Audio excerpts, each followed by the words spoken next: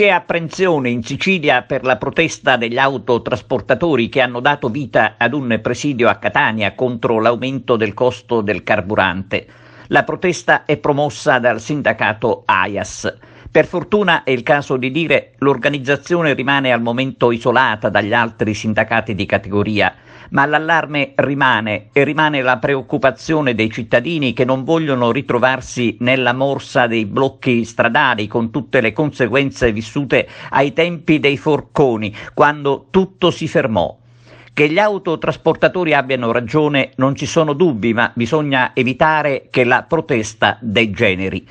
Nel 2017 il leader dei forconi, Mariano Ferro, aveva presentato la propria candidatura a presidente della regione siciliana.